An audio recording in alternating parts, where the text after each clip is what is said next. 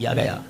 پہلا جملہ جیسے ہی زبان تک روح پہنچی، ناک تک روح پہنچی، آپ کو چھینک آئی، آپ کی زبان سے جو پہلا جملہ نکلا الحمدللہ، اور رب عز و جل نے جواب دیا یرحمک اللہ، یعنی اللہ تجھ پر رحمت نازل فرمائے.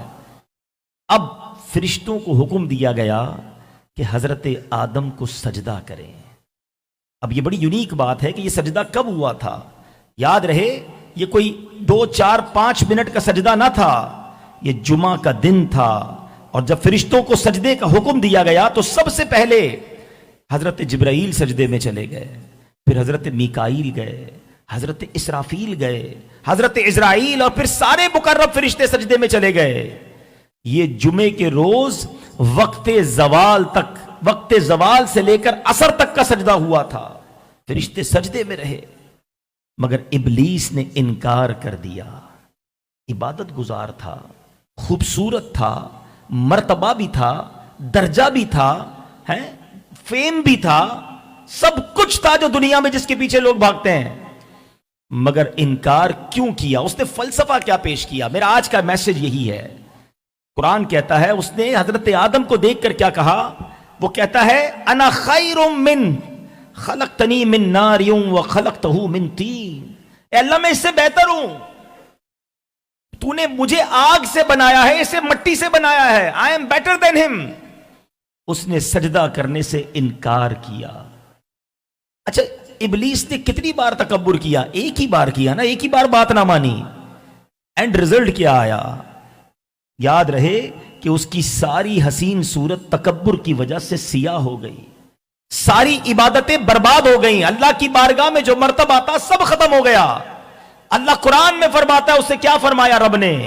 اللہ فرماتا ہے فَخْرُجْ مِنْهَا فَإِنَّكَ رَجِيمٌ وَإِنَّ عَلَيْكَ لَعْنَتِي إِلَى يَوْمِ الدِّينِ. قرآن کہتا ہے تو جنت سے نکل جا کہ تو راندھا، لعنت کیا گیا، اور بے شک تجھ پر میری لعنت ہے قیامت تک. صبح قیامت تک شیطان پر لعنت کیوں ہوگی؟ کہ اس نے پراؤڈ کیا تھا، اس نے تکبر کیا، اللہ کا حکم نہ مانا، اپنے آپ کو بہتر سمجھا حضرت آدم علیہ السلام سے. اے میرے بیچے اسلامی بھائیوں، پردے میں رہ کر سننے والی میری بہنوں، اور جو مجھے اس وقت سوشل میڈیا پہ لائیو سن رہے ہیں، جہاں جہاں آپ مجھے سن رہے ہیں، یہ کائنات کا سب سے پہلا انسیڈنٹ ہے. یعنی یوں سمجھیے کہ کائنات کے اس انسیڈنٹ کے بعد رنگ ہی بدل گیا دنیا کا. اللہ کا دشمن وجود میں لے آیا، اللہ کا دشمن سامنے آ گیا، اور شیطان نے اللہ سے دشمنی کا اعلان کیا. اور پھر اس کے بعد یہ سارے معاملات آگے بڑھے، مگر سیکھنے کو کیا ملا؟ کہ تکبر یہ اللہ کو کتنا ناپسند ہے. میں آپ کو 2 حدیثیں سناتا ہوں. اللہ کے حبیب علیہ السلام فرماتے ہیں، اور یہ ترمذی شریف کی حدیث ہے، کہ قیامت کے دن متکبرین کو انسانی شکلوں میں چونٹیوں کی مانند اٹھایا جائے گا، ہر جانب سے ان پر ذلت طاری ہوگی، اور انہیں طینۃ الخبال یعنی جہنمیوں کی پیپ پلائی جائے گی. ایک اور جگہ نبی پاک علیہ السلام فرماتے ہیں، جو تکبر کی وجہ سے اپنا تہبند لٹکائے، یعنی تکبرانہ لباس پہنے، اللہ عز و جل قیامت کے دن اس پر نظر رحمت نہ فرمائے گا. غور کیجئے، یہ چھوٹی بیماری نہیں. آج کل بڑی، ڈاکٹر صاحب بھی بیٹھے ہیں، آج کل بڑے لوگ کوشش کرتے ہیں کہ ہارٹ ڈیزیز نہ ہو جائے، ڈائگنوز کرواتے ہیں، cholesterol, blood pressure, high blood pressure نہ ہو جائے. جناب کسی طرح دل محفوظ رہے. اچھی بات ہے آپ کو اپنے دل کا خیال ہے، مگر دل کی یہ بیماریاں بڑھ گئیں تو اینڈ آف دا ڈے کیا ہوگا؟ وہ دل میں اگر یہ بیماریاں ہیں تو جان چلی جائے گی نا، ہارٹ اٹیک ہو جائے گا. بیماری تو بعض صورتوں میں رحمت بتائی گئی کہ گناہ معاف ہو جاتے ہیں، لیکن جس بیماری کی میں بات کر رہا ہوں، اگر وہ کسی کے دل میں ہے. بچپن سے ایک حدیث آپ سن رہے ہیں، سب کو یاد ہوگی، اب میں جب پڑھوں گا تو سب کو یہ حدیث یاد ہے کہ جس کے دل میں رائی کے دانے کے برابر تکبر ہوگا وہ جنت میں نہیں جائے گا. حدیث سنیے. رائی کا دانہ کیوں فرمایا میرے آقا علیہ السلام نے؟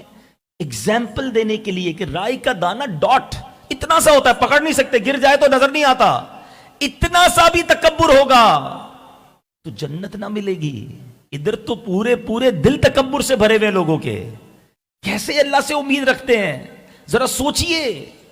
اور اب میں آپ کو تکبر کی تعریف بتاتا ہوں. بعض اوقات لوگ کہتے ہیں تکبر ہے کیا, میں تو نہیں کرتا, آئی ایم ویری ہمبل, میں تو بڑا لوگوں کے لیے بچ جاتا ہوں. Today I will give you examples. Actually اصل مسئلہ یہ ہے کہ ہمیں جب یہ باتیں ہم سنتے تو پتہ ہی نہیں ہوتا کہ ہم کر بھی رہے ہیں کہ نہیں. پہلے میں تکبر کی definition, what is the meaning of proud, پہلے یہ سمجھ لیں. تکبر کہتے ہیں کہ بندہ اپنے آپ کو دوسرے اس پر فوقیت دے, سپیریئر سمجھے, یہ مجھ سے کم ہے, میں اس سے زیادہ ہوں. یہی تو کیا نا شیطان نے. ایک ہی جملہ یاد کر لو, انا خیر من, میں اس سے بہتر ہوں, یہی کہا تھا شیطان نے. اب غور یہ کرنا ہے کہ ہم اپنے آپ کو لوگوں سے سپیریئر کہاں کہاں سمجھتے ہیں. ٹھیک ہے, تو پہلے تو میں آپ کو کچھ ایگزامپلز دیتا ہوں, چیک کرتے جائیں. جتنے میرے بھائی بیٹھے ہیں پلیز توجہ دیجئے گا, میں آپ کی زیادہ دیر نہیں لوں گا, مگر میں آج آپ کو ایک ایسی بیماری کا بتانے آیا ہوں کہ وہ دل میں رہ گئی تو وہ باقی بیماریاں انسان کی جان لے سکتی ہیں, یہ ایمان لے سکتی ہے. ہمارا ایمان حفاظت میں رہے. آج نبی پاک کے اس میلاد کے اجتماع میں آئے ہیں نا, دل تو صاف ہو جائے, میلاد کی یہ خیرات تو لے کر جائیں کہ ہم دل سے تکبر کو پاک کر کے جائیں. تو اب تکبر کب کم ہم کر جاتے ہیں, میں 5-6 ایگزامپلز دوں گا کہ انسان کیسے تکبر کرتا ہے. ایک مثال یہ ہے کہ بندہ کہتا ہے جب میں جاؤں تو لوگ کھڑے ہو جائیں, اور کھڑے نہ ہوں تو اس کو برا فیل ہو. یار میں گیا کوئی کھڑا ہی نہیں ہوا, اس کا مطلب کیا ہے؟ اپنے دل سے پوچھئے نا. آپ یہ سمجھتے ہیں کہ میں ان سے بہتر ہوں, ان کو کھڑا ہونا چاہیے تھا. ایک بار نبی پاک, اب میں اس کی بات کرتا ہوں جس کا کلمہ پڑا ہے, جو عرش کے مہمان ہیں, جن کے سبب کائنات بنی ہے. نبی پاک ایک بار اپنے کمرے سے باہر آئے تو ایک اعرابی, گاؤں کا رہنے والا, نبی پاک کے روب نبوت, جلال نبوت کو دیکھا تو تھر تھر کانپنے لگا. نبی پاک فرماتے کیوں ڈر رہے ہو, میں بھی تمہاری طرح کا انسان ہوں, میں ایک عورت, عربی عورت کا بیٹا ہوں جو خشک گوشت کھایا کرتی ہے. ایک بار نبی پاک اپنے گھر سے باہر آئے, صحابہ کرام ادب سے کھڑے ہو گئے, اور کھڑا ہونا چاہیے تھا. نبی پاک کا ادب نہیں کریں گے تو کس کا کریں گے؟ مگر آقا فرماتے میرے لیے یہ نہ کیا کرو, میں نہیں چاہتا تم سے کسی امتیازی شان کے ساتھ رہوں. ایک بار میرے آقا کے جوتے مبارک کے تسمے کھل گئے. آئے ہائے, اس سے بڑی سعادت کیا ہے کہ نالین مصطفیٰ کو ہاتھ لگا کر تسمے باندھنے کا کسی کو موقع ملے. ایک صحابی کہتے ہیں حضور میں آپ کے جوتے کے تسمے باندھ دیتا ہوں. حضور فرماتے ہیں یقیناً تم باندھ سکتے ہو, مگر میں نہیں چاہتا کہ میں کسی امتیازی شان کے ساتھ رہوں. ایک وہ آقا ہیں جو رب کے حبیب ہیں. Look at the status of رسول اللہ صلی اللہ تعالی علیہ وسلم. سیدی اعلیٰ حضرت کہتے ہیں زمین و زماں تمہارے لیے, مکین و مکاں تمہارے لیے, چنین و چنا تمہارے لیے, بنے دو جہاں تمہارے لیے. پیارے آقا reason of the all creation ہے, مگر ان کا حال یہ ہے اور ہم لوگوں کا حال یہ ہے کہ تھوڑا سا نام ہو جائے, تھوڑے سے پیسے مل جائیں, تھوڑا سا اقتدار مل جائے تو پیری زمین پہ نہیں رہتے.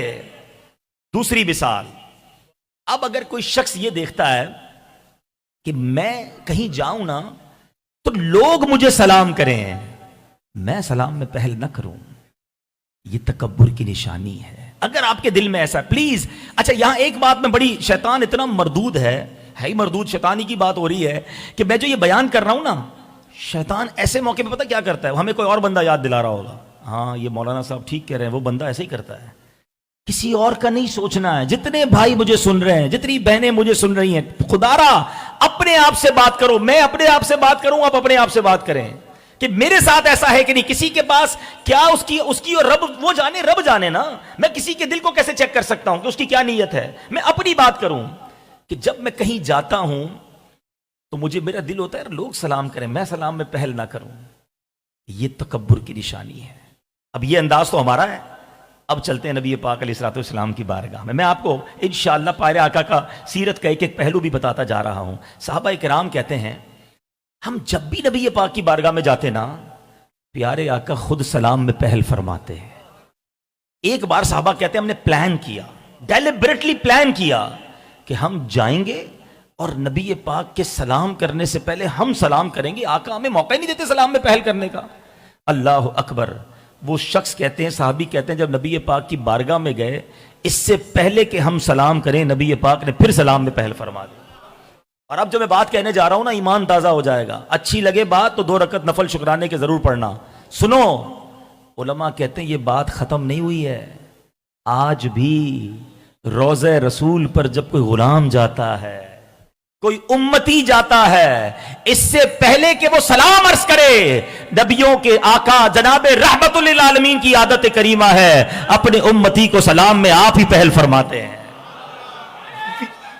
اللہ یا رسول، تیری عاجزی پہ لاکھوں، تیری سادگی پہ لاکھوں، ہو سلام عاجزانہ مدنی مدینے والے، کبھی جو کی موٹی روٹی تو کبھی کھجور پانی، تیرا ایسا سادہ کھانا مدنی مدینے والے۔ ارے آقا سلام میں پہل کریں اور غلام کہے کہ میں سلام کروں، لوگ مجھے سلام کریں، اپنے دل سے پوچھو، ارے ابلیس نے یہی تو کہا تھا انا خیر من، میں اس سے بہتر ہوں، کہیں تمہارے دل میں تو یہ تکبر نہیں آ گیا؟ سبحان اللہ، علماء نے تکبر کا علاج بھی یہ بیان کیا، اگر کوئی شخص یہ چاہتا ہے کہ دل سے تکبر دور ہو جائے، جس کو جانتا ہے جس کو نہیں جانتا سب کو سلام میں پہل کرے، اللہ دل سے تکبر کو پاک کر دے گا۔ ایک آپ کو جس کو کہتے ہیں نا لیبارٹری ٹیسٹ ہو رہا ہے آج، میں آپ کو ایک اور ٹیسٹ دیتا ہوں، چیک کرو اپنے آپ کو، کسی اور کو نہیں، کسی اور کے لیے فتویٰ مت لگاؤ، اپنے دل سے میں اور آپ بات کر رہے ہیں۔ ایک اور خیال یہ آتا ہے انسان کو کہ یار میرے برابر میں کوئی چھوٹا آدمی نہیں بیٹھنا چاہیے، غریب آدمی نہیں بیٹھنا چاہیے، میلے کچیلے کپڑوں والا، کوئی ہمارا ملازم ہے، کوئی غریب رشتہ دار قریب آ کے بیٹھ جائے تو پوچھو دل میں کیا ہوتا ہے، یہ قدر بیٹھ گیا میرے ساتھ، بلکہ اتنی بھی جرت ہوتی ہے لوگوں میں، اٹھا دیتے ہیں، اٹھے جناب آپ کہاں پر، ادھر کیوں، ادھر بیٹھو، تمہاری یہ جگہ ہے۔ استغفر اللہ، اللہ کے بندے اور نبی پاک کے امتی کو آپ یہ کہہ رہے ہیں کہ وہ آپ کے ساتھ نہیں بیٹھ سکتا؟ میں آپ کو بتاتا ہوں نبی پاک کا ایٹیٹیوڈ کیا تھا۔ میرے آقا جب سفر پر جاتے سواری پر اپنے حبشی غلام کو ساتھ بٹھا لیا کرتے، کبھی آقا کے آگے وہ بیٹھتا، کبھی نبی پاک کے پیچھے وہ بیٹھتا۔ ارے کسی اور کی بات کیوں کروں، نواسہ رسول امام حسن رضی اللہ تعالیٰ عنہ جنتی نوجوانوں کے سردار ہیں، ایک بار مدینے کی گلیوں میں جا رہے ہیں، زمین پر بیٹھ کر کچھ فقراء، کچھ فقیر لوگ، غریب لوگ اپنے سوکھے روٹی کے ٹکڑے کھا رہے تھے۔ کہا اے نانائے، اے نواسہ رسول، ہمارے ساتھ بھی بیٹھ کر کھا لو۔ اللہ اکبر، آپ نے یہ نہ کہا تم فقیر، میں نبی کا نواسہ تمہارے ساتھ روڈ پر بیٹھ کر کھاؤں گا۔ آپ ان کے دسترخوان پر بیٹھ گئے، کہتے ہیں بات یہ ہے کھا تو لیتا مگر میں آل رسول ہوں، میں صدقے کا کھانا نہیں کھا سکتا، مگر اب مجھ سے ایک وعدہ کر لو، کل تم نے میرے گھر آنا ہے۔ اللہ اکبر، ان فقراء کو امام حسن نے اپنے گھر بلایا، اپنے دسترخوان پر بٹھایا اور اپنے گھر کا کھانا انہیں کھلایا۔ یہ گھرانہ میرے حضور کا ہے، کیا بات رضا اس چمنستان کرم کی، زہرا کلی جس میں حسین اور حسن پھول، بات کرتے ہو پنجتن کا غلام ہوں اور غریب کو بٹھانا پسند نہیں کرتے؟ کسی کو اپنے ساتھ بیٹھ کیسے گیا ہے؟ میری ٹیبل پر تم کیسے آ گئے؟ میرے دسترخوان پر کیسے کھاؤ گے؟ بنی اسرائیل کا واقعہ سناتا ہوں۔ بنی اسرائیل میں ایک شخص اتنا بڑا عبادت گزار تھا کہ جہاں جاتا تھا اس کے ساتھ ایک بادل چلتا تھا، اتنا عبادت گزار۔ ایک گناہگار شخص نادم ہوا، کہنے لگا میرے پاس تو نیکی کوئی نہیں، گناہ ہی گناہ ہے، یہ کتنا نیک ہے، جدھر جاتا ہے بادل ساتھ چلتا ہے۔ ایسا کرتا ہوں جا کر اس نیک بندے کے ساتھ بیٹھ جاؤں گا، اللہ کی رحمت اس پر برسے گی، چند چھینٹے مجھ پر بھی پڑ جائیں گے۔ عاجزی تھی، انکساری تھی، ندامت تھی، شرم تھی، جا کر اس نیک بندے کے برابر میں بیٹھ گیا۔ اس نیک بندے کے دل میں کیا خیال آیا؟ اس نیک بندے کے دل میں خیال آیا میں کدھر اور یہ کدھر، میں اتنا نیک کہ بادل ساتھ چلتا ہے اور یہ گناہگار میرے برابر میں ہے۔ اس نے پتہ کیا کیا؟ اس کہتا کھڑے ہو، ادھر کدھر، آگے بڑھو، میرے ساتھ نہ بیٹھو، جسٹ ایک جملہ کہا۔ اب پتہ کیا ہوا؟ جیسے ہی وہ گناہگار اٹھ کر گیا، بادل اس کے ساتھ جانے لگ گیا۔ اس زمانے کے نبی پر وحی بھیجی گئی کہ جا کر اب دونوں سے کہہ دو کہ اپنے اعمال دوبارہ سے شروع کریں۔ وہ گناہگار نادم تھا، شرمسار تھا، شرم کی وجہ سے میں نے اس کے گناہ معاف کر دیے، اور یہ جو نیک بنا پھرتا تھا دل میں تکبر آیا، اسے بتا دو تیری ساری نیکیاں برباد ہو گئی ہیں۔ یہ ہے تکبر، ساری نیکیاں پتہ بھی نہیں چلے گا برباد ہو جائیں گی۔ تو اے میرے میٹھے اسلامی بھائیوں، میں بہت ساری ایگزامپلز بیان کر سکتا ہوں، مگر چونکہ وقت کافی ہو گیا، میں بتانا یہ چاہ رہا ہوں we have to check our self, کہ کہیں دل کے کسی کونے میں ایسا تو نہیں کہ میں دوسروں سے اپنے آپ کو بہتر سمجھنے لگ گیا ہوں۔ ایک آخری ایگزامپل دیتا ہوں، پھر میں علاج کی طرف آؤں گا۔ ایک اور ایگزامپل یہ ہے کہ جب کوئی غریب بلائے، ملازم بلائے، غریب رشتہ دار کہے کہ حضور ہمارے گھر پہ بچے کی شادی ہے، نیاز رکھی ہے، آپ آئیں گے؟ تو جواب کیا ہوتا ہے؟ نہیں یار، تمہیں پتہ ہے میں کتنا بیزی ہوں، میرے پاس کہاں ٹائم ہوتا ہے، میں نہیں آ سکتا۔ اور جب کوئی امیر بلائے، کوئی صاحب ثروت بلائے تو فوراً پہنچ جاتے ہیں. کیوں جناب؟ یہ فرق کیوں ہے؟ اپنے دل سے پوچھئے. کسی پہ دوبارہ کہوں گا، کوئی اور یاد نہیں آنا چاہیے کہ وہ بھی تو جاتا ہے امیروں کے یہاں. میں خدارا آپ کو اور مجھے اپنے آپ کو سمجھانے آیا ہوں کہ جب کوئی امیر صاحب ثروت بلائے میں پہلے پہنچوں، نہ بلائے تو دل میں غم بھی ہوتا ہے، یار سب کو بلایا مجھے کارڈ نہیں آیا کامران بھائی کا، سب کو بلایا میں رہ گیا، کیوں تکلیف ہوئی؟ ساری دنیا میں اور بھی جگہوں پر غریبوں کی محفل ہوئی، وہاں جانے کا ٹائم نہیں تھا، وہاں کسی کی شادی میں نہیں جاتے. اپنے دل سے پوچھیں. میں واللہ کہتا ہوں، بڑے بڑے یہاں صاحب ثروت بزنس مین بیٹھے ہیں، صاحب اقتدار بیٹھے، میں آپ کو ایک مشورہ دیتا ہوں، ایک بار کبھی کسی ملازم کے گھر چلے جانا اور اس کی دال روٹی کھا لینا، ساری زندگی یاد رکھے گا کہ میرے صاحب میرے گھر آئے تھے بچی کی شادی پر، میں بیمار تھا، میری عیادت کے لیے آئے تھے. امیر آدمی کے گھر پہ اگر یہاں مثال کے طور پہ پیر رکھنے کی جگہ نہیں ہے، 50 آدمی نہ آئے کامران بھائی تو پتہ بھی نہیں چلے گا کہ کون آیا کون نہیں آیا، بہت بڑا مجمع ہے. مگر اس کے گھر پہ آپ چل کر چلے جاؤ، اس ساری زندگی دعائیں دے گا کہ میری عزت رکھی، میرے صاحب میرے گھر آئے تھے. خدارا دل جیتنا سیکھو. یہ دعائیں جو ہوتی ہیں نا، یہ بندے کے طوفان ٹال دیتی ہیں، پریشانیاں دور کر دیتی ہیں. میں نے بہت پہلے ایک ویڈیو کلپ دیکھا تھا سوشل میڈیا پر، ایک پولیس والے کا بیان تھا کہ میں عید کے دن تھے ہمارے وطن میں، بدقسمتی سے اللہ ہمارے وطن کے حالات بھی درست کر دے. فاروق بھائی بڑی اچھی، ہم پیچھے بیٹھے تھے بات کر رہے تھے کہ اللہ اس محفل کے صدقے ہمارے شہر اور ہمارے ملک کے حالات بدل دے، اور واقعی ذکر مصطفیٰ کی برکتیں ہیں، انشاءاللہ ضرور کرم ہوگا. اب میں بات کر رہا ہوں کہ وہ پولیس والا کہتا ہے عید کا دن تھا، میری بچی بیمار، لیکن گورنمنٹ نے ڈیوٹی لگائی کہ عید کی نماز کی سیکیورٹی کرنی ہے. میں بیمار بچی کو چھوڑ کر ہسپتال مسجد کے دروازے پر کھڑا ہو کے ڈیوٹی کر رہا ہوں. 1000 آدمی آئے عید کی نماز پڑھنے، سب نے آپس میں ملاقات کی، عید مبارک دی، کسی ایک نے بھی مجھے عید مبارک نہیں کہا اور رونے لگ گیا. کیا وہ اللہ کا بندہ نہیں جس کو میں جانوں اسی کو سلام کروں، جو میرے اسٹیٹس کا ہے، میرے خاندان کا ہے، میرے رشتہ داری میں اسی سے بات کروں؟ مسجد میں روز جانے والوں، کبھی مسجد کے خاتم کو روک کر سینے سے لگایا کہ آج آپ کی طبیعت کیسی ہے، سب ٹھیک تو ہے بابا جان؟ یقین کرو کبھی کسی مسجد کے خادم، کسی بینک یا کسی اسکول یا کسی آفس کے چوکیدار جو دروازہ کھولتا ہے روز آپ کے لیے، وہ ڈرائیور جو آپ کو دروازہ کھول کے بٹھاتا ہے، وہ خانسامہ جو آپ کی ٹیبل پر آ کر پلیٹ رکھ کے کھانا دیتا ہے، کبھی کھڑے ہو کر ایک بار اسے سینے لگا کر پوچھو تمہاری طبیعت کیسی ہے؟ اس کی آنکھوں میں تمہیں آنسو نظر آئیں گے، کیونکہ بہت عرصے بعد کسی نے سینے لگایا ہوگا، بڑے دنوں بعد کسی نے طبیعت پوچھی ہوگی. ارے لوگ انہیں انسان ہی نہیں سمجھتے، حالانکہ وہ ہمارے آگے پیچھے گھوم رہے ہیں. یاد رکھو نبی پاک جس کا کلمہ میں نے اور آپ نے پڑھا ہے، جن کی شان وہ ہے کہ عرش جس کی آمد کا انتظار کرے، میرے آقا جب جنت جائے تو جنت سجائی جائے. حبشی غلام آتے، عرض کرتے حضور آج ہمارے گھر پہ آپ کی دعوت کرنی ہے. حضور کھانے میں پرانی چربی ہے، چند کھجوریں ہیں، گھر بھی مدینے کے کونے پر ہے. اللہ کے حبیب فرماتے تمہارے گھر بھی آؤں گا. آقا اس کے گھر جاتے، پرانی چربی چند کھجوریں بھی تناول فرماتے. ہم کہتے ہیں غریبوں کے لیے ٹائم ہی نہیں ہے. اپنے دل سے پوچھو کہیں دل میں تکبر تو نہیں آ گیا؟ اگر یہ تکبر آ گیا تو بربادی مقدر بن جائے گی. شیطان سے زیادہ عبادت گزار نہیں ہم لوگ. اس نے ہزاروں سال عبادت کی ہے مگر راندہ درگاہ کر دیا گیا، برباد ہو گیا، مردود ہو گیا.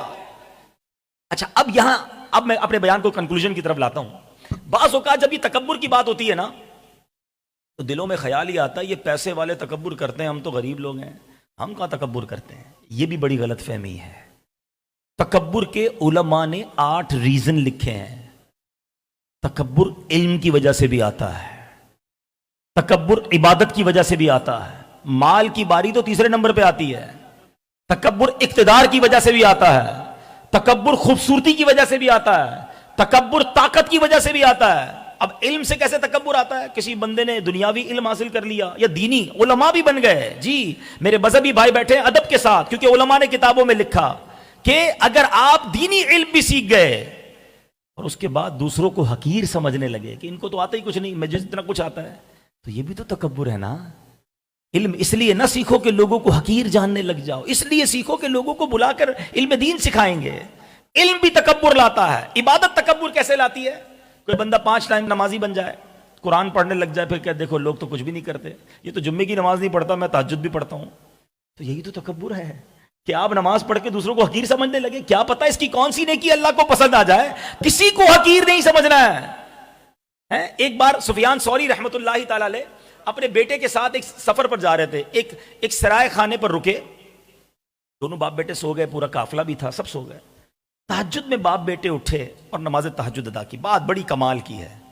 تہجد پڑھنے کے بعد بیٹا کہتا ہے ابا جان یہ کیسے لوگ ہیں، سارے ہی سوئے ہوئے ہیں، کوئی نہیں اٹھا تہجد کے لیے. والد صاحب نے جو بیٹے کو جملہ کہا نا، اللہ کرے دل میں اتر جائے.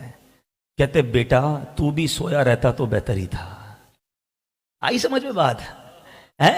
بیٹا تو بھی سویا رہتا تو ٹھیک تھا، تہجد پڑھ لی، اب تجھے سارے حقیر لگنے لگ گئے. اس سے بہتر تو بھی سویا رہتا تو ٹھیک تھا. عبادت کرو، روزے رکھو، حج کرو، نمازیں پڑھو، مگر دوسروں کو حقیر نہ سمجھو. مجھے کیا معلوم میری ساری عبادتیں کہیں منہ پہ نہ مار دی جائیں. ڈرتے رہو، اللہ جو کیا قبول کر لے. مالک ناقص ہوں، کمزور ہوں، جیسی ٹوٹی پھوٹی ہے تیری شان کے لائق نہیں. یہ ٹوٹے سجدے تو نے ہی قبول کرنے ہیں. تھوڑے سجدے کر کے پھولے نہیں سماتے، حاجی صاحب، نمازی صاحب، سخی صاحب بن جاتے. نہ کرو ایسا، عبادت کرو اللہ کے لیے. اب آتے تیسری بات جس پر تکبر ہوتا ہے، وہ ہے مال. جس شخص کو مال پر تکبر ہے وہ سوچ لے جب چاہے رب یہ مال واپس لے سکتا ہے. دینے والی ذات تو اسی کی ہے نا. ہم نے پل میں کروڑ پتی کو کخ پتی ہوتے دیکھا ہے. کیسے یہ ساری چیزیں ہاتھ سے جاتی ہیں پتہ بھی نہیں چلتا. تو کبھی اس چیز پہ مت اتراؤ، اللہ نے دیا ہے. اب اس مال کا حق یہ ہے کہ غریبوں پر مدد کر کے ان کی عزت افزائی کی جائے. چوتھی بات، اقتدار. کوئی سیٹ مل جاتی ہے جب انسان کو تو اس کے پیر زمین پر نہیں رہتے. وہ سمجھتا ہے میں بہت کچھ ہو گیا، میرا کوئی کچھ نہیں بگاڑ سکتا ہے. اب وہ اپنے اس روپ میں ہی رہتا ہے. یہ کبھی مت سمجھنا. قرآن میں رب فرماتا ہے وَتُعِزُّ مَن تَشَاءُ وَتُذِلُّ مَن تَشَاءُ بِيَدِكَ الْخَيْرُ. اللہ جسے چاہے عزت دے، جسے چاہے ذلیل فرمائے. وہ اِنَّكَ عَلَىٰ كُلِّ شَيْءٍ قدیر. قدرت اسی کے ہاتھ میں ہے. ڈرتے رہو. اگر اللہ نے کوئی مقام دے دیا، کوئی عزت دے دی، نبی پاک کی ایک دعا یاد کر لو جس کو اللہ نے عزت دی ہے نا، مال دیا ہے، شہرت دی ہے. آقا دعا کرتے تھے اللہم انا نعوذ بک من زوال نعمتک. اے اللہ میں تجھ سے زوال نعمت سے پناہ مانگتا ہوں. یہ بنی بنائی بگڑ جاتی ہے، سالوں میں عزت مندہ بناتا ہے، ایک دن میں چلی جاتی ہے. جناب منہ لگانے کے لیے کوئی تیار نہیں ہوتا، انسان سے ایسی غلطی ہو جاتی ہے. میں یہاں ایک مشورہ دینا چاہوں گا. مختلف شعبوں سے تعلق رکھنے والے لوگ موجود ہیں، سیاسی پارٹی کے لوگ بھی ہیں، بزنس کمیونٹی کے لوگ بھی ہیں. دیکھو اللہ نے اگر آپ کو مال دیا ہے، عزت دی ہے، اقتدار دیا ہے، زندگی میں ایسی زندگی گزارنا کہ کسی کی دل آزاری نہ ہو، کسی کا حق تلف نہ ہو جائے، کسی پر ظلم نہیں کرنا. ورنہ میں آپ کو حدیث پاک سنا رہا ہوں. میرے آقا فرماتے ہیں جس کا مضمون ہے کہ مظلوم کی دعا یہ عرش تک جاتی ہے، مظلوم کی دعا یہ ضرور قبول ہوتی ہے. مظلوم کے ساتھ اللہ تبارک و تعالی ہوتا ہے. آج ہم کہتے ہیں اس کے ساتھ کون ہے، اس کے ساتھ تو 2 ووٹر بھی نہیں ہے، یہ میرا کیا بگاڑ لے گا. یاد رکھنا اگر تم نے ظلم کیا ہے اور اس نے ہاتھ اٹھا دیے تو یہ دعا اب عرش تک جانی ہے، اب اللہ تک پہنچنی ہے، اب اس کے ساتھ رب نے ہونا ہے. اب مظلوم کا ہاتھ ہوگا اور ظالم کا گریبان ہوگا. اللہ زندگی بھر مجھے اور آپ کو ظلم سے محفوظ فرمائے، حق دبانے سے محفوظ فرمائے. میرے میٹھے اسلامی بھائیوں، یہاں بہت بڑی تعداد میں لوگوں کو میں دیکھ رہا ہوں جو حقوق اللہ پورے کرتے نظر آ رہے ہیں. نمازی بھی بیٹھے ہیں، حاجی بھی بیٹھے ہیں، روزہ دار بھی بیٹھے ہیں، صدقہ خیرات کرنے والے بھی بیٹھے ہیں. دیٹس بریلینٹ، بڑی اچھی بات ہے. حقوق اللہ ضرور ادا کرنے چاہیے، مگر یاد رکھو حقوق العباد کا معاملہ مور سینسٹیو ہے.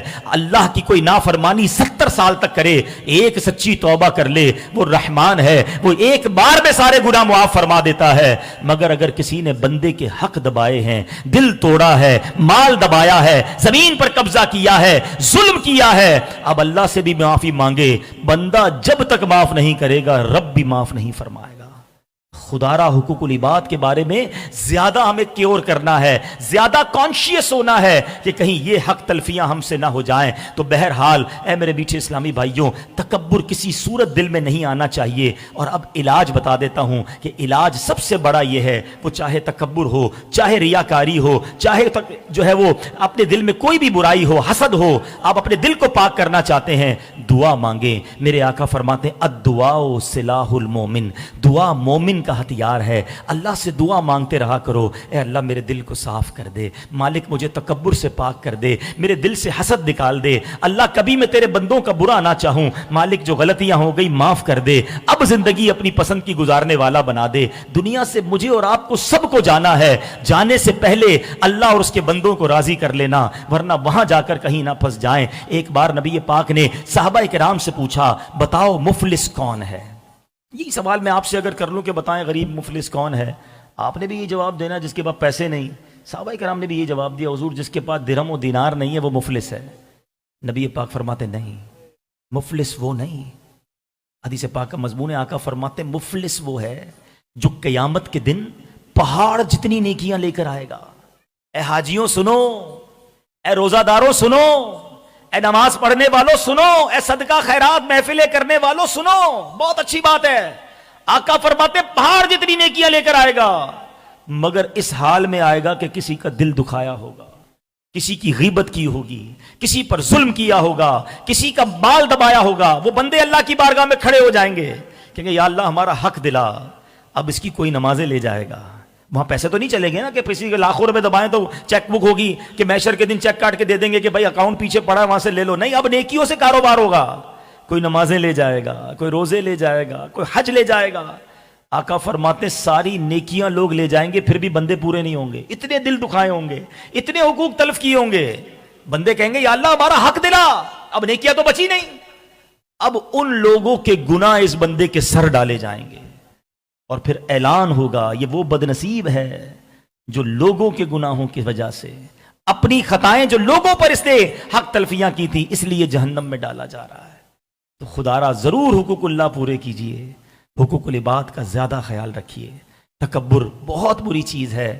میں بھی اللہ سے دعا کرتا ہوں، آپ بھی دعا کریں. حضرت علامہ بشیر فاروقی صاحب بھی دعا کروائیں گے اللہ مجھے اور آپ کو عاجزی کا پیکر بنا دے. کبھی کسی کو ہم حقیر نہ سمجھیں کہ اللہ نے جو ہے نا اپنے بندوں میں اولیاء چھپا کے رکھے ہیں. کسی کے سر پہ تھوڑی لکھا ہوتا ہے نیم پلیٹ کہ یہ اللہ کا ولی ہے. اس کی وجہ علماء نے یہ لکھی. اب ہو سکتا ہے اس محفل میں کتنے اولیاء کرام ہوں. سب سے عزت سے بات کرو، سب سے محبت سے پیش آؤ. کیا پتا جس سے ہاتھ ملا رہے وہی اللہ کا ولی ہے. اسے ذلیل کر دو گے اور وہی اللہ کا ولی ہوا تو بیڑا غرق ہو جائے گا. میں آخری بات کر کے اپنی گفتگو ختم کرتا ہوں. چیک کرو، کبھی زندگی میں ایسا لگے نا کہ بنی بنائی بگڑ رہی ہے، کاروبار بڑا اچھا تھا، آہستہ آہستہ سب چیزیں خراب ہو رہی ہیں. جس سودے میں ہاتھ ڈالتا ہوں گڑبڑ ہو جاتی ہے. صحت بالکل ٹھیک تھی، اب آہستہ آہستہ نئی نئی بیماریاں حملہ کر رہی ہیں. فیملی میں خوشیاں ہی خوشیاں تھیں، اب بے چینی ہے، لڑائی ہے، جھگڑے ہیں.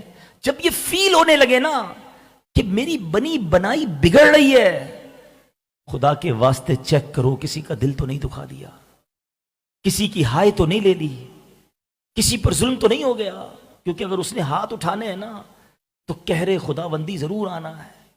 اللہ مجھے اور آپ کو ایسی لائف گزارنا نصیب کر دے کہ ہم لوگوں کے لیے خیرخواہ بن جائیں. جو میرے پاس آئے اس کا دل خوشی ہو، وہ ناراض نہ ہو. ایک جملہ بڑا پیارا بزرگ کہتے ہیں نا، سب کا بھلا، سب کی خیر، سب کے بھلے میں اپنی خیر. یہ میرے سیاسی پارٹی والے بھائی ہیں، ان سے بھی ہاتھ جوڑ کے، کیا ضروری ہے کہ میں کسی کو گالی دوں گا تو مجھے ووٹ ملے گا؟ کسی کو برا کہہ کر آپ اچھے نہیں ہو سکتے. کسی کی غیبت، کسی کے کپڑے اتار کے آپ اپنے آپ کو اچھا ثابت نہیں کر سکتے. آپ اپنا منشور اچھا لائیں نا، آپ اپنی بات کریں آپ کیسے ہیں، لوگ انشاءاللہ آپ کے پاس آ جائیں گے. تو آپ کسی کو برا بھلا کہنا چھوڑ دیں. سب کا بھلا، سب کی خیر، سب کے بھلے میں اپنی خیر. دیکھو اللہ کیسی عطائیں نوازتا ہے، اللہ کیسی تمہیں عزت دیتا ہے. اللہ مجھے بھی ایسا بنا دے، اللہ آپ کو بھی ایسا بنا دے. اور یہی دعوت اسلامی کا پیغام ہے. دنیا بھر میں پیس اور محبت اور پیار کا پیغام، نبی پاک کے عشق کا پیغام دعوت اسلامی ساری دنیا میں پہنچا رہی ہے. آج ایک بیان میں بہت ساری باتیں تو بیان نہیں کر سکتا، ایک دعوت دے کر جاتا ہوں کہ مدنی چینل دیکھتے رہیے، ایسے بیانات سنتے رہیں گے، دلوں پر اثر ہوتا رہے گا، دروازے پر دستک ہوتی رہے گی. کبھی تو دل کا دروازہ کھلے گا اور دل کی دنیا بدل جائے گی. اللہ مجھے اور آپ کو عمل کرنے کی توفیق نصیب فرمائے. صلو علی الحبیب.